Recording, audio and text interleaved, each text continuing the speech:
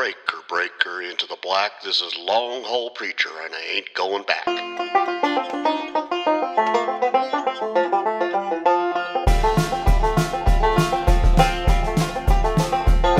I'm a Longhaul Preacher, and I'm just passing through with a few words of wisdom while we're taking in the view.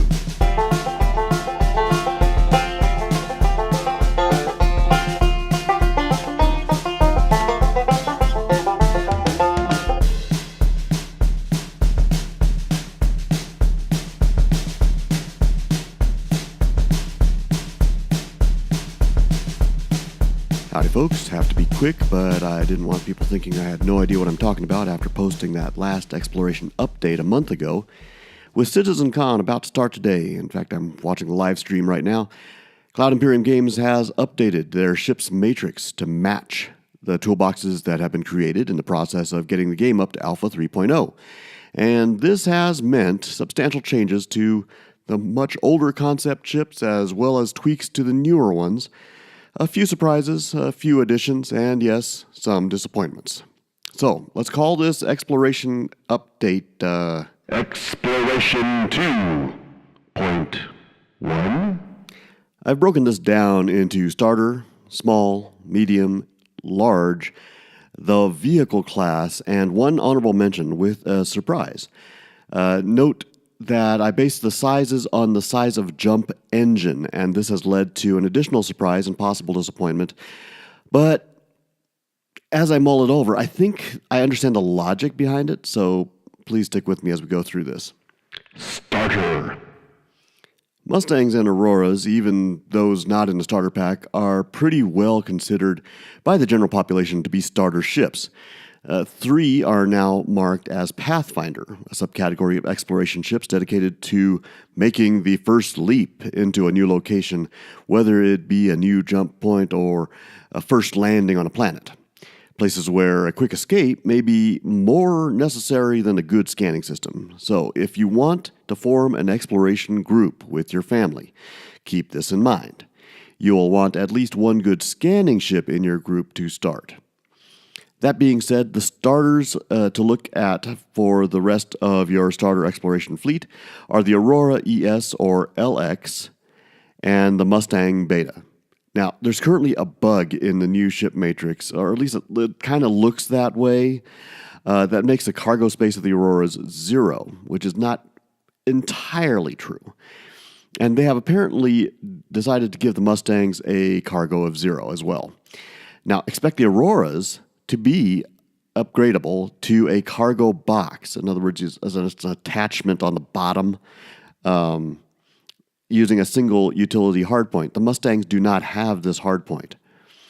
Yes, this is another addition to the ship matrix to look at, as the hardpoints are ways of upgrading your ship as you go along. So in this case, the Auroras have one utility hardpoint, and they're made more specifically, pretty much as the expectation, for a cargo box of some size. So my pick for the starter ship is the Aurora ES for the cheapest, LX if you want a bit of a jump to the start. Small. Now all of the small jump engine ships, like the starter ships, are now one crew ships, every single one of them, including the Terrapin, unfortunately. Now, this has been a very big disappointment to me. The Terrapin, I'm assuming that since the Terrapin's been in production, this is not a typo, but it started off as a 2-crew ship. There was going to be the pilot and there was going to be the scanner. It could be run by just one person, but it was going to be a 2-crew ship.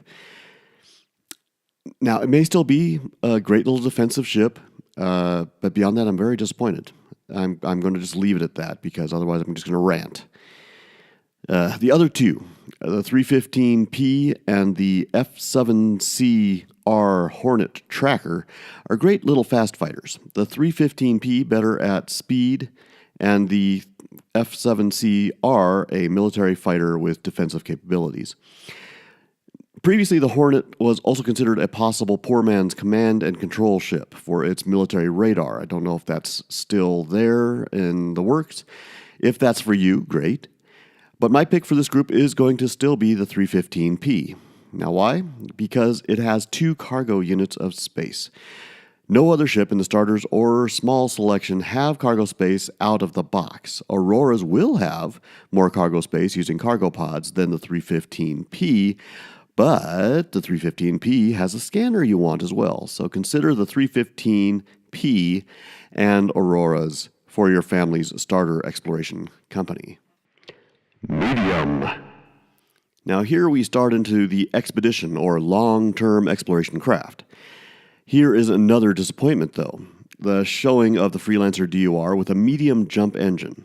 I do not know if this means it will only fit in a medium-sized jump point or larger, but that may very well be what it means. And again, this means, well, it does make a bit of sense if you think about it. It is smaller than the Constellation, true, but it is much larger than the single-seaters I mentioned before. So maybe this is the appropriate place for it. The 600i by Origin is a new addition. I have made no secret of my dislike of the idea. I think it is an armchair exploration craft, a touring ship, really not that great of an idea, so I won't spend any more time on it. Jumping straight to the Constellation Aquila. It is the largest craft of the 3 by a small margin against the Origin 600i. And unlike the other 2, comes with both the Ursa rover and originally had also a Merlin. I noticed that the Merlin is no longer listed, so this is a big unknown. If the Merlin is no longer there, then the biggest difference between it and the 600i would be twice the cargo space of the Aquila. Perhaps this is the reason that the Merlin has disappeared, considering the original use of the drop deck was for both the cargo and the rover, and now the rover takes up the entire drop deck. It also has 1 less maximum crew, making it only 4. So it's much more feasible than the Origin 600i. So I'm going to give my picks to the Freelancer DUR for the budget-minded, but to the Constellation Aquila for anyone who can afford it. It really is a fine ship. Large. There is only one large jump drive exploration ship, and to me it is the exploration ship, the Carrack. There are substantial changes that I admit have me a little concerned, but is still listed as having one of the best scanning and mapping systems in the game, a dedicated computer core to exploration, onboard medical and repair facilities, all great. They also now list a minimum serviceable crew of 4 with a maximum of 6, making it right there in the sweet spot for families. I believe that old statistic was something like 2 adults and 2.5 kids or something like that. So there you go. There's your 2 adults and 2.5 kids. But it no longer lists a rover or a scout ship. That has me concerned. Taking away tools from such a great concept ship lowers the value, in my opinion, and I hope this is simply a mistake. On the other hand, as I said, everything seems to make a logical conclusion. If it is not a mistake, they are truly packing a ton into this ship as it is.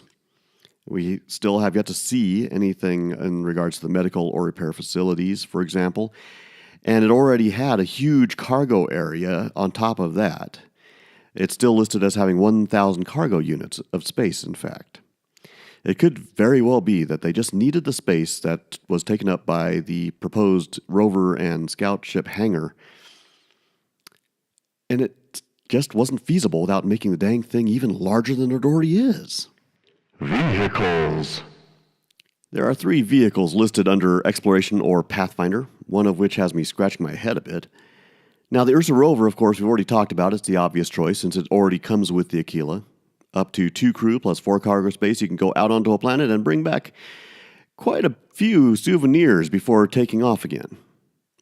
The Cyclone series is mostly unmarked, but the basic unit is marked Exploration.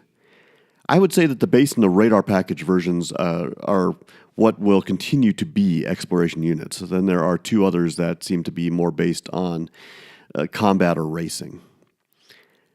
They do, however, only have 1 cargo space, so that makes the Ursa a better choice, but then the Cyclone is smaller, so it would fit onto more ships. Now here's one that scratches my head a bit. The X1 Force is also listed as a Pathfinder Explorer vehicle. Now, there are two things I take issue with.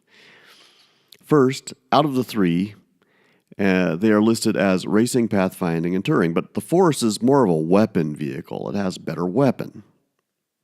Number two, any of the other cycle-like vehicles could be listed in similar fashion. The Dragon and Nox having weapons, even though they're listed as racing vehicles. I don't agree with this at all. If the X1 at least had a percentage of a cargo unit or a scanning package, I might have changed my mind, but I just don't agree with this assessment that the X1 Force is specifically a Pathfinder vehicle. Honorable mention.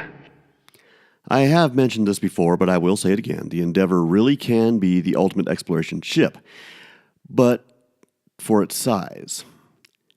It is so big that it has been placed into what CIG has called the capital ship size category. As such, it also has a capital ship size jump engine. Now wait. What does this mean? I thought there were only 3 jump point sizes. I don't know. I really don't. The start and end of every scientific endeavor, right? The words, I don't know. It is considered a heavy science ship due to the sheer number of possible uses for it. Combine the hangar, science lab, and telescope, and I truly believe you have a ship that would be incalculably valuable to an exploration company. They have also given more reasonable crew size estimates for it, and I assume this is primarily for the Explorer forward section and the engine, and not for the added attachments. So now it's a 3 crew minimum and 5 crew maximum, making it a great family exploration ship as well. It also has 500 cargo units of space, about half the Carrack. That should say a lot about the space within the Carrack for nothing but cargo. Again, underscoring why they may have decided to leave behind the Scout ship and rover. Conclusions. Can't tell you much more, but now you have my selections. The Aurora ES and LX for starters, 315P for the lead to that starter group, Freelancer for a cheap medium or Constellation Aquila for a great medium-sized ship, and the Carrack for the large, and the Endeavor for a great ship all around. I'm also going to mention one that is not an exploration ship at all, but one that really needs to be mentioned, and that's the new Pioneer that they announced this week. It is a base colony builder, expected to come with 1 land and a build voucher, and enough materials to build your own home, but nothing more. From that point, you will need more materials to build out a colony. I suspect you will also be able to use this large construction ship to get construction contracts for other planets, getting science bases, military bases, and colonies started and growing. It is selling for $750 cash in limited quantities, however, so it is not a purchase for the faint of heart. Depending on the final info we get on it, I am half tempted to trade out my Endeavor set for it, but that's still up in the air until we get more information about it. Well, I'm completely out of time, and I've really got to get this going. That's all for now, folks. I have to get running. My wife's got an office retreat this weekend. It's a mess. Remember to talk to your family about these things. There are no citizen widows or orphans, folks. We all play together. Also, don't forget to help me out by rechecking the YouTube videos so I can get up to the 10,000 lifetime views. Greatly appreciated. And finally, you can help with daycare expenses with as little as $1 a month through Patreon. Thanks for joining me. I will try getting out Careers 2.0 podcast after I both find the time to rewrite the blasted thing and find the time to record it. See you next time, and God bless. Spacey roads take me home to that place I belong. Out of Terra, Banu bound now, mama, take me home. Spacey roads. What? My voice isn't that bad, is it?